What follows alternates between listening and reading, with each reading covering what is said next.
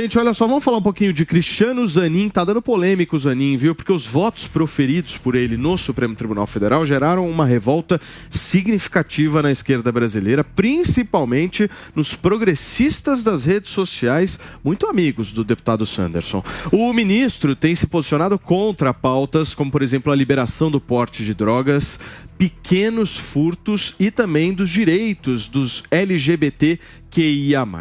Membros do governo relatam que há uma forte pressão, inclusive, para que Lula não indique mais um candidato conservador para o Supremo no final de setembro, quando a Rosa Weber vai se aposentar. Apesar do temor do Palácio do Planalto, o Zanin votou contra o marco temporal para terras indígenas. O placar do julgamento, no momento, está 4-2. É muito engraçado quando a gente vê uma certa expectativa de segmentos aí políticos, tanto esquerda quanto direita, dos votos dos ministros do Supremo, né, Segré? E essas expectativas sempre são frustradas. O caso do Cássio Nunes Marques foi assim, o próprio André Mendonça já gerou uma certa polêmica com alguns votos com a base mais bolsonarista. Como é que você está vendo esse início do Zanin? A crítica eu vejo um desastre. Por quê? Não tem lógica nenhuma interpretar que porque alguém foi conduzido no STF vai ter que votar o que eu quero. Eles estão aí para defender a Constituição. Perfeito. E eu fico feliz de que um ministro que eu pensei que fosse estar aí pela amizade com Lula e ponto final, ou seja, traga a pauta que eu voto a favor do que você me dizer, pelo Lula, esteja fazendo o que deve ser feito por um ministro da Corte, que é respeitar. O que diz a Constituição? É isso. Não interessa quem me colocou aqui. A questão também é que uma coisa é fazer a campanha para estar aí, e uma vez que está aí, como que tira? Não é o presidente que tira. Deveria ser o Senado. Então aí está, vai se segurar na cadeira e ele vai estar aí para fazer o que ele interpreta. E eu acho ótimo que o progressismo esteja criticando, porque isso quer dizer que ele está fazendo a coisa certa. Agora, o PT, quando critica, parece que também não lê, né, sobre. Se você olhar a história de Cristiano Zanin, você vai entender um pouco a cabeça do cara. Ou não, Wilson? Ele está votando conforme os critérios dele. Assim, quando você coloca quando coloca um ministro no Supremo, ou até aqui no Tribunal de Contas do Estado, aqui em São Paulo nós temos o Tribunal de Contas do município, no resto do país eu acho que é diferente. O ministro tá indo lá, primeiro porque, querendo ou não, tem algum tipo de relação com o governante, coisa que era o Zanin. A relação do Zanin não é só uma relação de ter sido advogado no processo criminal penal que ele passou, criminal que ele passou. Ele é casado com a filha do Roberto Teixeira, que é compadre do presidente Lula, compadre do presidente Lula. Ele não se dá com o sogro. Não, brigaram, mas tinha essa relação. Está trazendo do ponto de vista de relacionamento. Começou ali, brigaram agora, ele separou do escritório, mas faz o quê? 5 anos, nem sei. Ou seja, há uma relação estabelecida. Mas quando o governante coloca um ministro ou no tribunal, ou nos tribunais, ele imagina a sua própria proteção. Sim. E lembrando, o Zanin nem filiado ao PT é. Então, essa expectativa que eles criaram é uma expectativa que não ia ocorrer. Ele está votando, mostra uma postura coerente e positiva do ministro do Supremo, que é isso que a gente espera, porque ele vota conforme as suas convicções. Agora, um ponto legal da gente trazer aqui é a perspectiva da substituição da Rosa Weber, né? Porque muitos estão falando aí de 2 nomes. Bruno Dantas, poderia ser um dos nomes indicados, e o antigo Bessias, quem não se lembra do também apareceu do agora? Bessias, né? O Jorge Messias, que se eu não me engano está no governo, eu só não me lembro o cargo. Corre por fora o ministro da Justiça. O ministro Dino está indo... tá por fora, está correndo. Você acha que o Flávio Dino está correndo? Tá. Agora, a Rosa Weber é uma mulher. Uma das pautas principais do PT sempre foi a coisa da diversidade, enfim. O Lula não está compactando com isso. Por quê, Diogo D'Alonso? Ele está preocupado consigo próprio, sem dúvida alguma. Está muito claro, nessas atitudes do Zanin recentemente, que ele vota de acordo com a consciência. Mas, para mim, ninguém tira da cabeça que, caso o Lula tenha que ser discutido no STF, aí ele vai votar com o Lula. Sim. Isso ninguém me tira da cabeça. Não, mas é isso então que eu acho que essa foi a preocupação do Lula. E acho que vai ser, de novo, a preocupação do Lula na hora de indicar o próximo. Agora, quem é aquele que tem mais fidelidade a mim, não como ideias, e sim como me deixa seguro. Volto a insistir na metamorfose do Lula. essa é uma metamorfose clara dele, né? Porque se elegeu pregando a diversidade, dizendo que haveria uma certa inclusão dentro do governo. Você não vê no governo mulheres, você vê um número baixíssimo de negros. No Supremo Tribunal Federal está saindo a ministra Rosa Weber agora e provavelmente entre um homem, ou seja... de 11 ministros, o PT, apenas 2 são mulheres. Que é a Rosa Weber e a Carmen Lúcia. O PT está com 2 chifres. O discurso é isso que eu estou sentindo. O discurso prática é outra. O PT...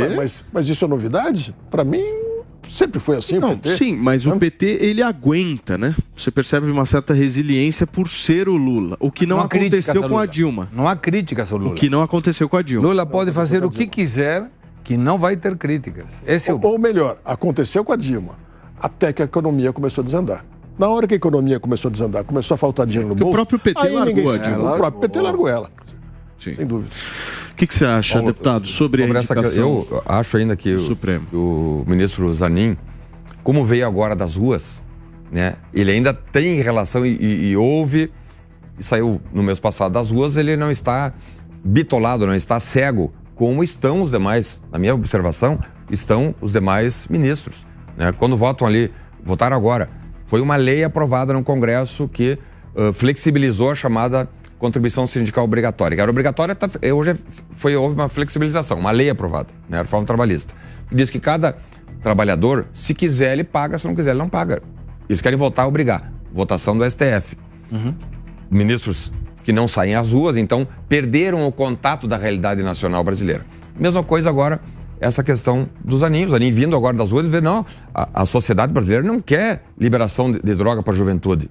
Né? Aliás, sobre isso aí, eu fui dar uma estudada, uma lida melhor, né? Porque a ABIN apresentou um dado dando conta de que alguns cartéis do México, vendo que o mercado é promissor aqui para o consumo de droga, porque não há tráfico sem consumo. Claro. Né? Isso é uma relação direta, né? Lei da oferta e demanda. Aumentando o consumo, vai aumentar a traficância. Então, isso é um indicativo da ABIN, que a imprensa até divulgou, dando conta de que Sinaloa, cartel Sinaloa, cartel Tijuana, né? Cartel Juarez, Juarez, querem vir para o Brasil. Sim. Querem vir para o Brasil. O México já está saturado, o México tem 120 milhões de habitantes, 1/4 do território brasileiro, então eles querem vir para cá. Né? E se nós tivermos que conviver aqui com cartéis, né? PCC é jardim de infância, perto dos cartéis. Eles são pequenos exércitos que executam juízes, executam promotores, executam policiais. Deixa eu só voltar na nossa discussão sobre a substituição da Rosa Weber. A aposta de vocês seria qual? Hoje. Quem está na frente, na largada? Bruno Dantas. Por quê? O Bruno Dantas está na frente.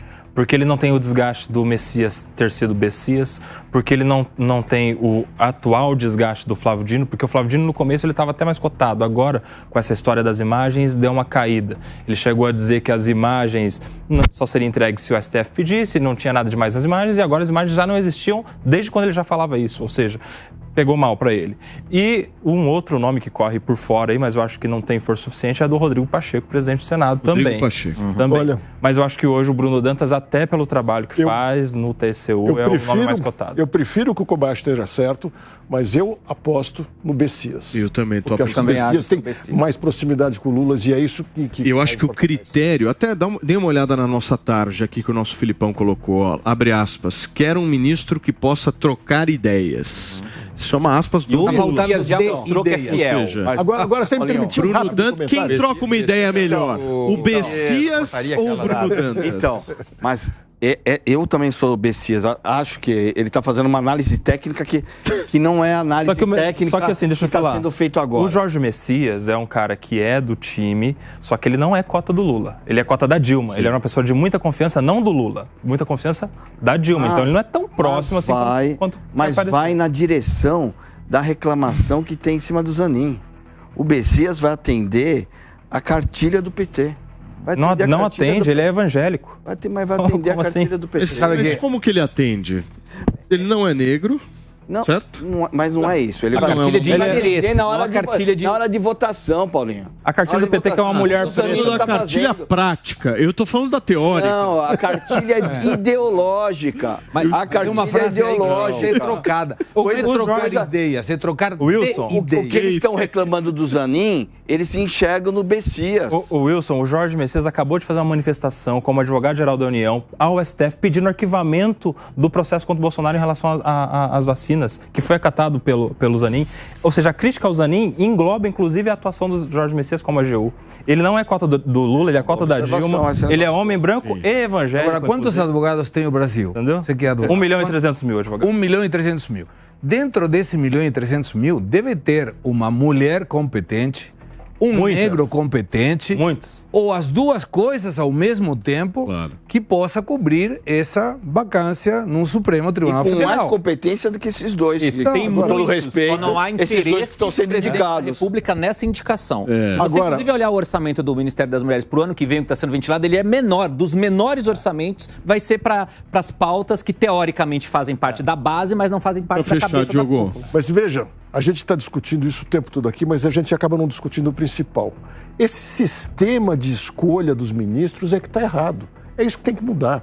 Teria que pegar o de maior antiguidade no De jeito judiciário. nenhum, de jeito eu nenhum. acho. Para De evitar jeito qualquer interferência Mas a política. antiguidade não significa competência. Claro, claro. Bom, mas como é que você vai definir competência Pela idade? com um decisor político? Eu sempre tenho um sonho que eu sei que nunca vou conseguir viver em qualquer ordem da vida privada e pública também.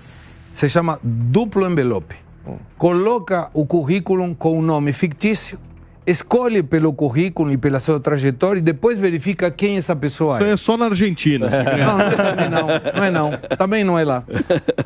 Podemos e devemos discutir o modelo, mas que esse modelo é muito ruim, acho ruim, que todo mundo ruim. concorda. Quer dizer, porque a gente... Mas, Diogo, é um modelo que vai perdurar até o final das... Não sei se tem alguma dúvida. É o menos Esse